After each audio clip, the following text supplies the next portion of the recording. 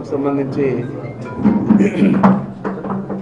ఏదైతే రీజనల్ సభలు జరిగాయో మొన్న ఉత్తరాంధ్రలో ఈ 3వ తేదీ ఏలూరులో, ఆ విధంగానే రాయలసీమకు సంబంధించి ఇక్కడ రాప్తాడ్ నియోజకవర్గంలో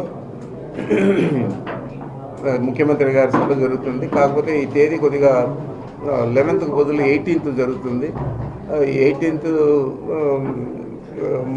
ఉదయం 1:30 కల్లా ముఖ్యమంత్రి గారు వస్తారు. 1:30 కల్లా సభ ప్రారంభమవుతుంది. మరి మిగతా అరేంజ్మెంట్స్లో కానీ ఎట్లో కానీ మార్పు లేదు. ఈ మార్పును మీ ద్వారా వైఎస్ఆర్ కాంగ్రెస్ పార్టీ శ్రేణులకంతా కూడా తెలియజేస్తూ ఉన్నాం. లేకపోతే ఈ సభ మన ముఖ్యమంత్రి రాయలసీమకు సంబంధించిన వాడు. అదే కాకుండా వారి 2019లో కానీ 2014లో కానీ అత్యధిక స్థానాలు మనం రాయలసీమ నుంచే గెలిచాము. 2019లో అయితే కేవలం 3 స్థానాలు మాత్రమే మనం కోల్పోవడం జరిగింది.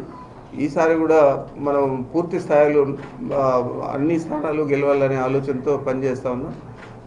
దానికి ఊతమిచ్చే విధంగా ఈ సభ పెద్ద ఎత్తున జరుగుతుంది. కాబట్టి తప్పకుండా రాయలసీమ వాసులందరూ కూడా దీంట్లో ఉత్సాహంగా పాల్గొనేదే కాకుండా ముఖ్యమంత్రి గారికి కూడా ఇది ఒక ప్రతిష్టాత్మకంగా ఉంటుంది. ఎందుకంటే రాష్ట్రమంతా ఒక ఎత్తైనా కానీ సొంత ఏరియాలో ఇంత పెద్ద సభ జరుగుతూ ఉందంటే తప్పకుండా మన బలాన్ని అందరూ మిగతా ప్రాంతాల్లో జిల్లాల వాళ్ళందరూ కూడా గుర్తిస్తారు. రాయలసీమలో చాలా బలం ఉంది.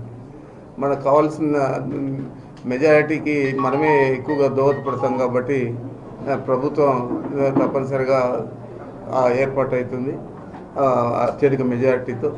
ఆ విధంగా మనం ఈ సభను ఒక సూచికగా తీసుకొని రాష్ట్రానికంతా కూడా ఒక మంచి మెసేజ్ ఇవ్వాలని చెప్పి మేము ప్రయత్నం చేస్తూ ఉన్నాం.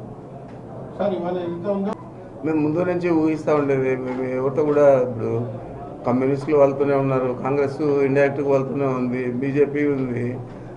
బీజేపీలో ఉండే నాయకులందరూ కూడా తెలుగుదేశం పార్టీకి సంబంధించిన వాళ్ళే. 4 ఎంపీలు ఉన్నారు అక్కడ. కాబట్టి మేము పెద్ద ఆశ్చర్యకరమైన వార్తగా దీన్ని చూడడం లేదు. మా నాయకుడు సింగిల్గానే వస్తారు. సిద్ధం సభకు ఇంత పెద్ద ఎత్తున జనం రావడానికి దీనిని చూశారు, దేని చూశారు. అదేంటే ముఖ్యమంత్రి జగన్మోహన్ రెడ్డి గారు ఈ 5 సంవత్సరాల్లో ఏ విధంగా కష్టపడినాడు. కరోనా సమయంలో కూడా తను చెప్పిన తేదీల ప్రకారం ఎన్ని ఇబ్బందులు ఉన్నా కానీ ఆర్థికంగా అన్ని సంక్షేమ పథకాలు అమలు చేశారు. ఇంకోవైపు అభివృద్ధి కార్యక్రమాలు ప్రధానంగా నాడు నేడు కింద హాస్పిటల్స్ కానీ స్కూల్స్ కానీ ఈరోజు 17 మెడికల్ కాలేజీలు 17 జిల్లాల్లో వస్తూ ఉన్నాయి. వాటికి అనుబంధంగా కార్పొరేట్ స్థాయిలో హాస్పిటల్స్ వస్తూ ఉన్నాయి. ఇవన్నీ అభివృద్ధి కార్యక్రమాలే కదా. అంచేత ఇరిగేషన్లో కానీ అన్నిటిలో కూడా చంద్రబాబు కంటే ఎక్కువ స్థాయిలో మనం ఖర్చు చేశాము. గణాంకాలు కూడా అందరికీ తెలుసు. ఇవి నిన్న కూడా ముఖ్యమంత్రి గారు శాసనసభలోనే చెప్పడం జరిగింది.